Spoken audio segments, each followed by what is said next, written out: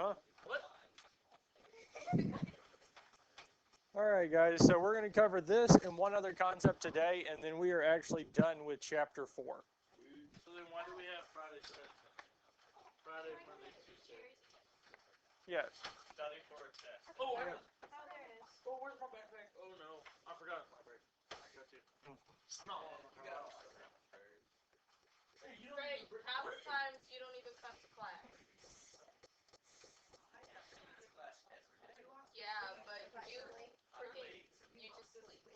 Guys, we'll go on and get started, and they can catch up. Because the two things that we're doing, the first one really isn't any different than what we did 2 days ago with the complex conjugate theorem. And really what it's saying is that if A plus BI is a solution, then A minus BI is a solution. If we have one, we have to have the other. Complex answers, or if we have I, we're going to have its conjugate. So what that means for us, well, if we have 3 plus I as a solution, well, 3 minus I has to be a solution as well. They're going to come in pairs. So if we want to write the polynomial of least degree with a leading coefficient of 1, for the polynomial that has zeros for x is equal to 2 and x is equal to 3 plus I, we'll also have a 0 of x is equal to 3 minus I. Because if we have 3 plus I, we also have to have 3 minus I. And it works the same with our radicals. Okay.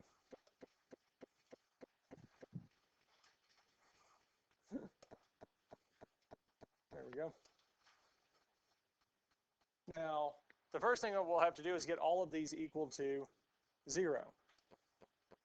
So for here, we're going to subtract 2 from both sides, telling us that x minus 2 is equal to 0.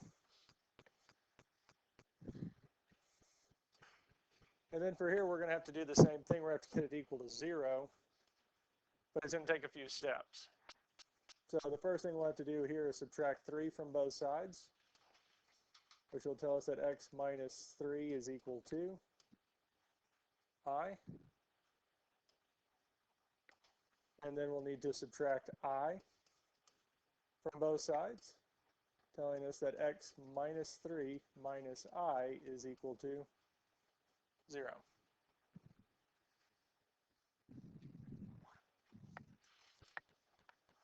And last but not least, we'll have to do the same thing with our x is equal to 3 minus I. So we'll subtract 3 from both sides, which will tell us that x minus 3 is equal to negative I. And then we will have to add I to both sides, telling us that x minus 3 plus I is equal to 0.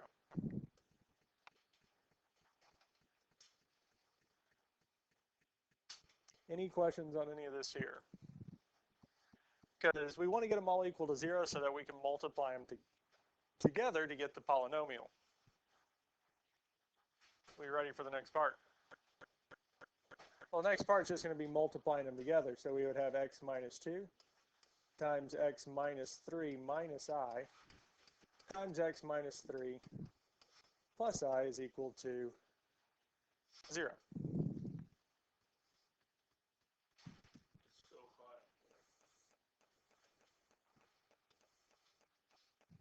So the first thing we needed to do is get each one of the values where x is equal to 0. Once we got them all equal to 0, we're going to multiply them together. Now the ones I would multiply together first are going to be our 2 complex conjugates, the 2 ones with I. Because when we multiply those together, all the I values will cancel out. So we'll do that first. So we're going to still have the x minus 2. But over here, we're going to multiply these two together. So we're going to multiply through by x. So we'll have x times x, which is our x squared. Our x times negative 3 will be negative 3x. And our x times I is going to be plus xi. Then we'll do the same thing, but now with negative 3. So we'll have negative 3 times x, which is going to be negative 3x. Negative 3 times negative 3 is going to be plus 9. And negative 3 times I is going to be negative 3i. And last but not least, we're going to do this with negative I. Negative I times x is going to be negative xi. Negative I times negative 3 is going to be plus 3i. And lastly, negative I times I is going to be negative I squared.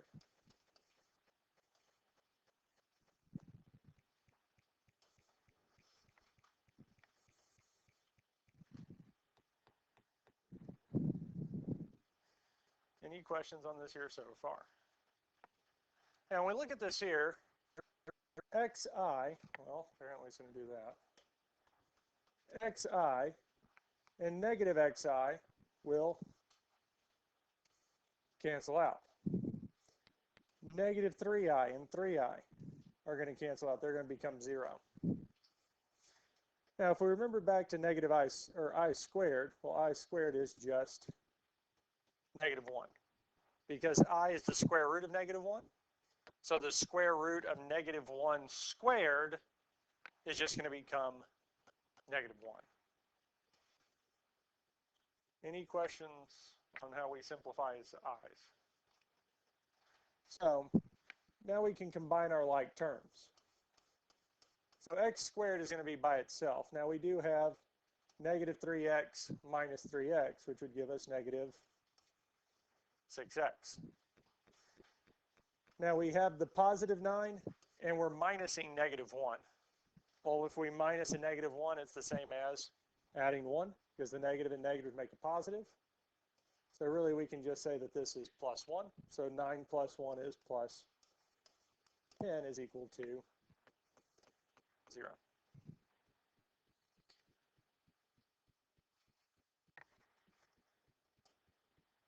Any questions before we do the last multiplication? So the last thing we need to do is distribute this here. So we'll multiply through by x. X times x squared would be x cubed. X times negative 6x would be negative 6x squared. And x times 10 is going to be plus 10x. Then we can do it again, but with negative 2. Negative 2 times x squared will be negative 2x squared. Negative 2 times negative 6x is going to be plus 12x. And negative 2 times 10 is going to be negative 20. Bless you. And last but not least, we can combine our like terms. X to the third is not going to have any like terms, so we'll just have x cubed. Now our negative 6x squared minus 2x squared would give us negative 8x squared. 10x plus 12x is going to be plus 22x. Minus 20 is equal to 0.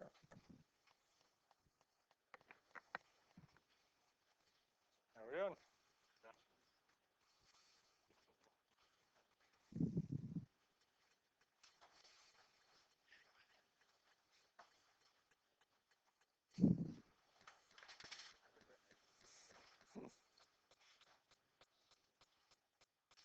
Any questions on this here?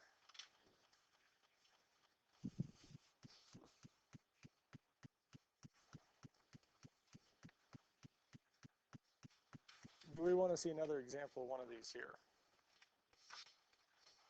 No.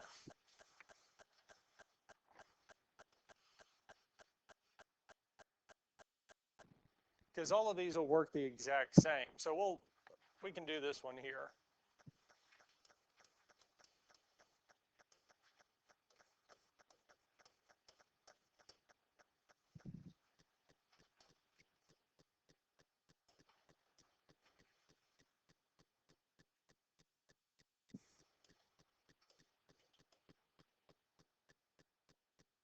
Now, because of our complex conjugate theorem, so we have x equals negative 1, x is equal to 4i, x is also going to have to equal negative 4i.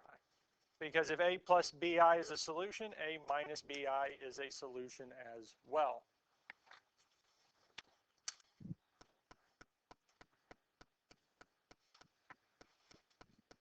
Now at this point here, we need to get each one of these equal to 0.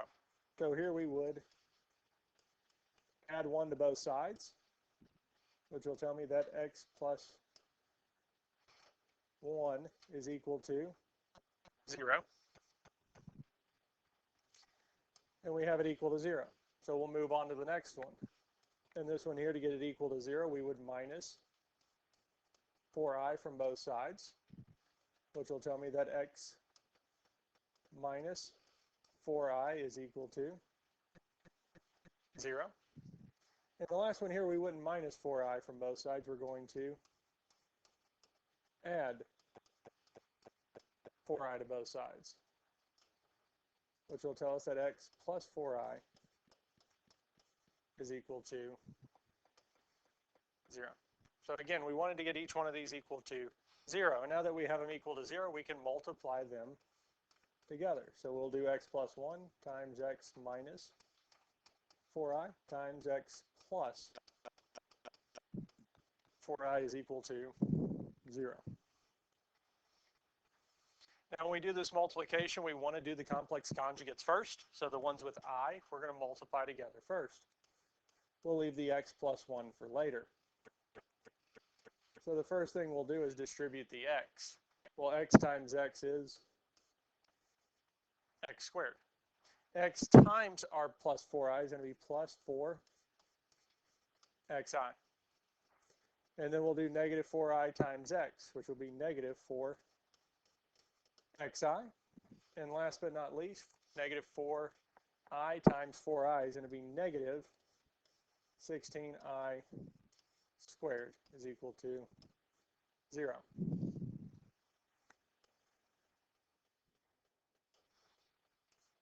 So we'll have x plus 1. Well, 4xi minus 4xi is going to be 0, because 4 minus 4 is 0. Now, I squared, we said, is negative 1, which is really just going to change the sign of 16 to plus.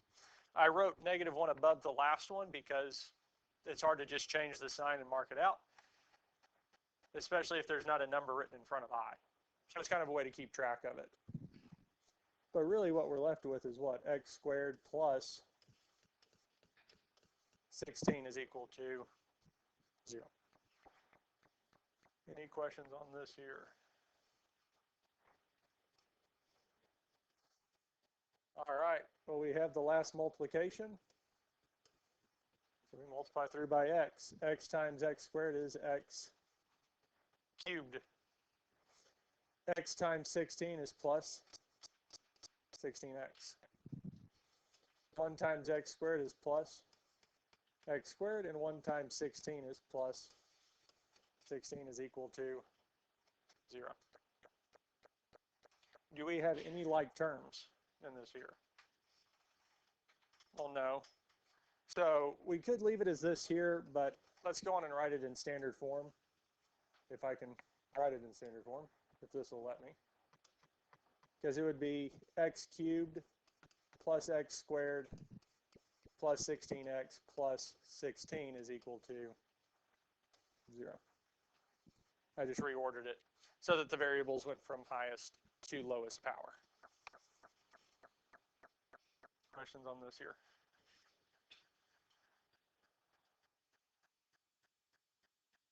Kind of feel good with this here for the most part.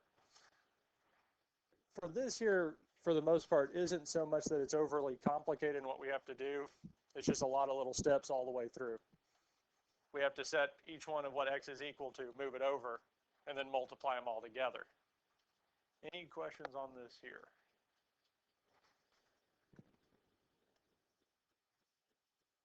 I know that I have a few others, but let's go on and look at the last thing. This here will be the last part of the chapter that we're going to look at. And what it is Descartes' rule of signs.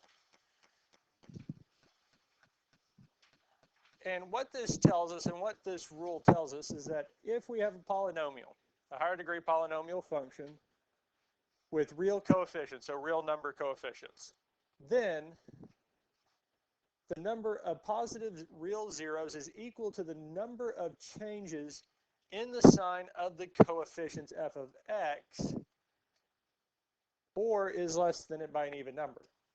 And that's really the big important thing is equal to the number of changes in the signs, or is less than it by an even number. That's kind of the big part there. The other part is for the negative zeros, it's equal to the number of sign changes of the coefficients of f of negative x, or is less than this by an even number. And that's kind of the big point. Now that probably doesn't make a whole lot of sense, and it seems pretty complicated, but it's actually not that bad. Let's look at an example of this here, and it'll make more sense. Now it said for the number of possible positive numbers, it's the number of sign changes for f of x. Well, that right there is f of x, yes? So from x to the 6th to x to the 5th, does the sign change? Well, yes. Okay, well, that's one sign change. How about from x to the 5th to x to the 4th? So that's our second sign change. How about x to the 4th to x to the 3rd? Can I still go for like 10 seconds? Okay. That's 5. Oh, somebody comes to look for you, you're in trouble. So that there would be the third sign change. How about x cubed x squared? Does the sign change? Well, no, it's negative, negative, right? So no. How about squared to x? No, and x to our constant? Well, no. How many times does the sign change? 3. So what that tells us for this here, the possible positive numbers, we can have 3. Or an even number less than it. Well, smallest even number is 2. So 3 minus 2 is 1. 1 minus 2 would be negative 1, so we're done. So what that tells us for this polynomial function here, we could have 3 positive zeros, 3 positive values of x that would make this function equal to 0, or we could have 1. That's it for the positives. We're ready for the negatives. Now for the negatives, we need to see the number of sign changes for f of negative x. So what that means is every place where there's an x, we're going to replace it with negative x. So what we'll have here is negative x to the 6th minus 2 times negative x to the 5th plus 3 times negative x to the 4th minus 10 times negative x cubed minus 6 times negative x squared minus 8 times negative x minus 8.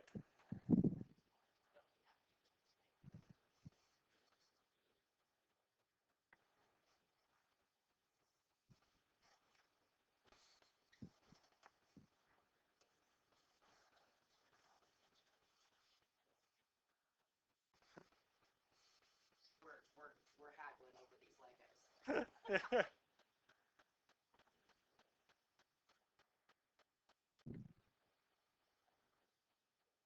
So when looking at this here, so negative x to the 6th power, well, if we haven't, well, it's just going to be x because the x will stay the same. But the sign's really what's important. If I multiply a negative by a negative 6 times, what's going to happen to the sign? Well, we can work up to it because a negative times a negative, if we have 2 of them, would be what? Positive. Times a negative would be negative, times a negative would be times a negative is negative, and the 6th time would make it. So really, negative x to the 6 is just going to be x to the 6. Well, if it's an even number, if I multiply a negative by itself an even number of times, it's going to become positive.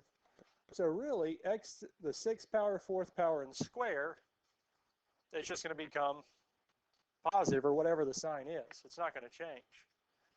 But if we have it to the 5th power, an odd power, it's still going to be a negative x. The negative is going to stay the same. Well, negative 2 times negative x is going to become plus 2x to the fifth. So for plugging in this negative x, if the power is odd, the sign is going to change. If the power is even, the sign is going to stay the same.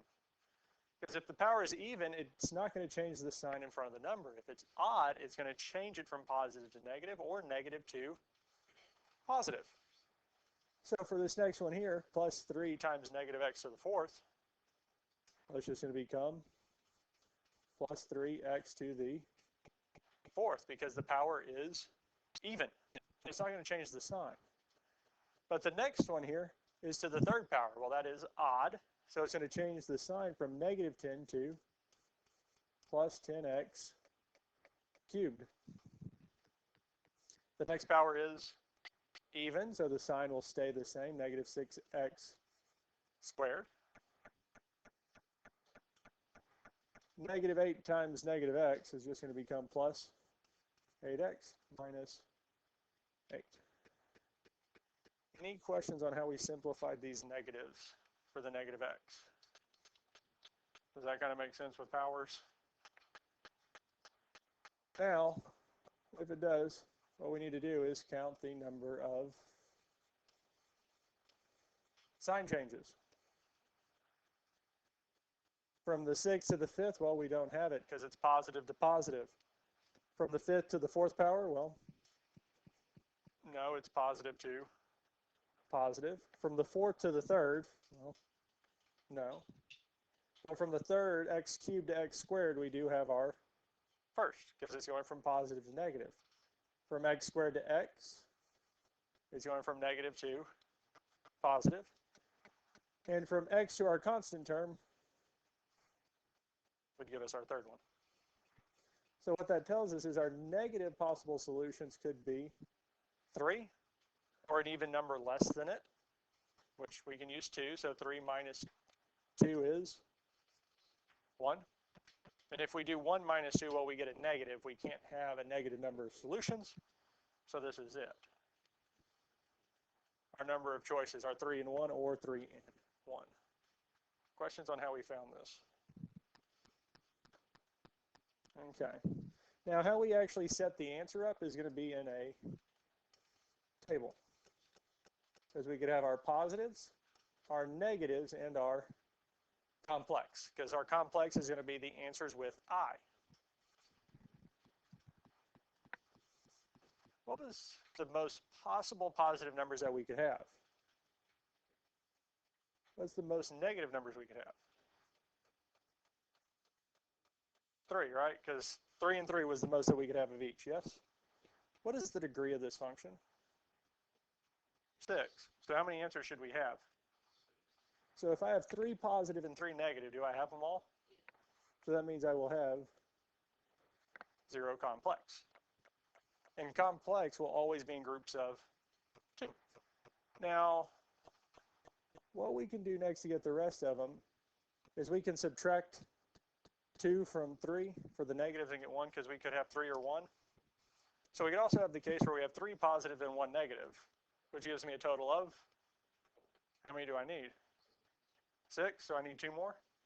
So we would have 2 complex. Can we decrease the negatives any farther? No. So I will put it back up at 3, but we can decrease the positives by 2. So it could be the case that we have 1 positive, 3 negative, and 2 complex. Or we could have 1 positive, 1 negative, and 4 complex. Well, now we can't decrease positive or negative any further.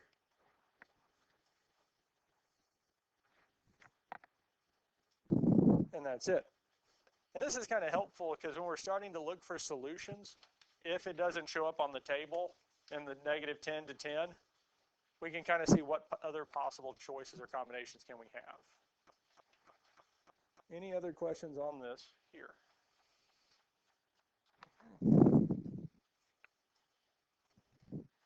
let's look at this one here next, because we'll do two more. We'll do this one and one other, and then we'll be done. But looking at this here, they already gave us f of x, so we can just count the sign changes on the function itself. Going from one to the next, to the next, to the next. So from the fourth to the third, do we have a change? Well, yes, it goes from positive to negative. From x cubed to x squared, well, we have another one because it does change again. From x squared to x, 3, and then we would have, so the number of possible positives is 4, and then 2 and 0. Because we count the number of sign changes. Here we have 4, and it's going to be 4 or any possible combination of 2 less than it. We can keep subtracting 2, so 4, 2, and 0 does work.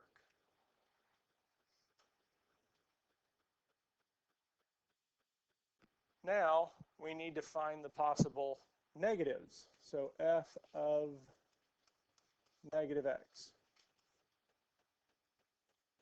Well, for this here,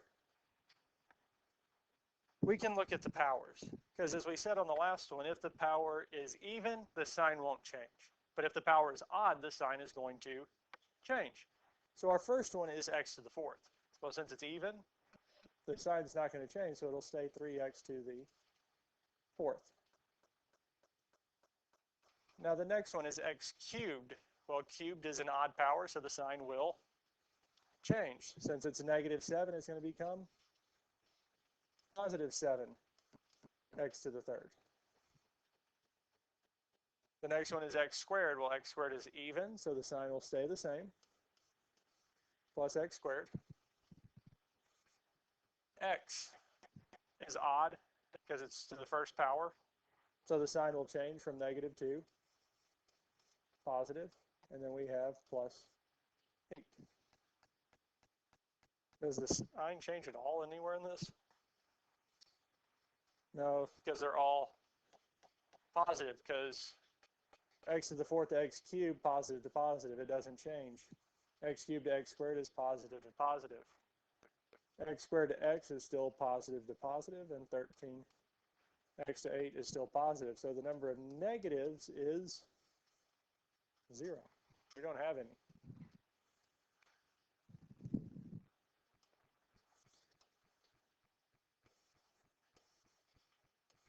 Positives, negatives, complex. So the most positives that we could have is 4. The most negatives we can have is, and complex would be 0. Now we can't decrease the negatives at all, but we can decrease the positives by a factor of 2, from 4 to 2. So we could have 2 positives, 0 negatives, and 2 complex. Still can't decrease the negatives, but we can decrease the positives by 2, which would be 0, 0, and 4. And that's it. Now each one of the rows will always add up to be whatever the degree is, because it's the same as the number of solutions. Yeah, the note sheet got a little out of order. Any questions on this here? So the last one I want to look at is this one here, because I think it might be on the page before that one that we did at the bottom. Now, when we did synthetic division, because there's not an x squared term, we'd have to add it back in. For the rule of signs, we don't. We don't have to add it back in. So we can actually just count the signs for positives. From x cubed to x, it doesn't change. But from 9x to negative 25, we do have 1. So there is one possible positive 0. Now we can't subtract 2 from it, so 1 is our only 1. Now for the negative case,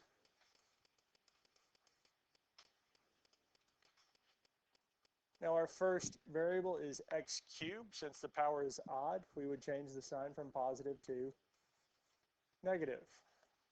9x, again, is an odd power, so we would change the sign from positive to negative, and then we would have minus 25. Well, and we don't have any sign changes for negatives because they're all negatives. So the negatives would be 0.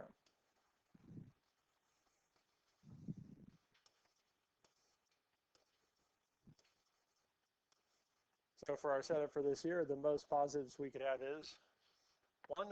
The most negatives we can have is 0. And the complex for this year would be 2. Because we need it to always equal, for here, we need to equal 3. It needs to equal the degree. But that's it. Any questions on any of this here?